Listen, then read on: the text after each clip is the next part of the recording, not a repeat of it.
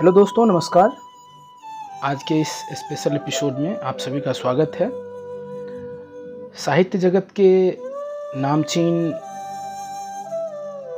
प्रेमचंद जी को तो आप सभी जानते ही होंगे। आज मैं उन्हीं के गांव आया हुआ हूं और मैं मुंशी प्रेमचंद स्मृति द्वार के पास हूं और आज उनसे संबंधित कुछ बातें मैं करूंगा। प्रेमचंद को शुरू से ही पढ़ने लिखने में खूब आनंद आता था। वे अपनी बात और विचार को खुलकर बोलने के लिए भी जाने जाते थे। प्रेमचंद जी का माता का स्वास्थ्य ठीक नहीं रहने के कारण जब वे 7 वर्ष के थे तब उनकी माता जी का स्वर्गवास हो गया था।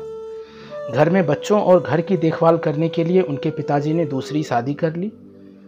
सौतेली माता का व्यवहार प्रेमचंद के प्रति कुछ ठीक नहीं था और 15 वर्ष की आयु में ही प्रेमचंद के पिताजी ने उनकी दूसरी शादी कर दी।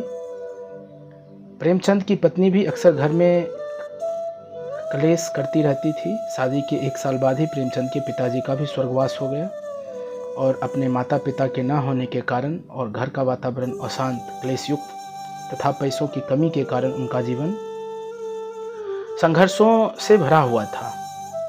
प्रेमचंद अपने जीवन के इन्हीं संघर्षों, कठिनाइयों, दुख और सच्चाई के अनुभव को अपने कहानियों और साहित्य में डालकर इसे जीवंत कर दिया।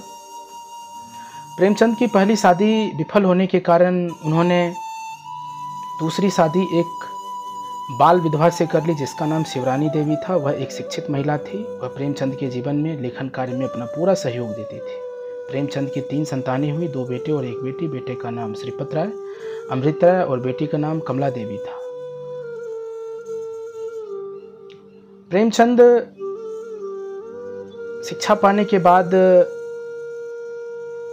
साहित्य लिखने में तल्लीन हो गए और घर की स्थिति काफ़ी ख़राब होने के बाद काफ़ी कर्ज हो गया था उनके ऊपर और इस कर्ज से उबरने के लिए उन्होंने एक फिल्म कंपनी के लिए फिल्मों की कहानी लेखक के रूप में काम करने के लिए मुंबई भी चले गए। 1 वर्ष वहाँ पर भी पूरा नहीं कर पाए और उन्हें फिल्मों की दुनिया पसंद भी नहीं आई और वे वापस वाराणसी लौट गए। फिल्म नगरी से लौटने के बाद उनकी सेहत अस्वस्थ रहने लगी और एक लंबी बीमारी के कारण उनका देहांत हो गया। प्रेमचंद अपनी लिखने की प्रबल इच्छा शक्ति के कारण ही अपनी बीमारी के दिनों में भी लगातार लिखते रहे।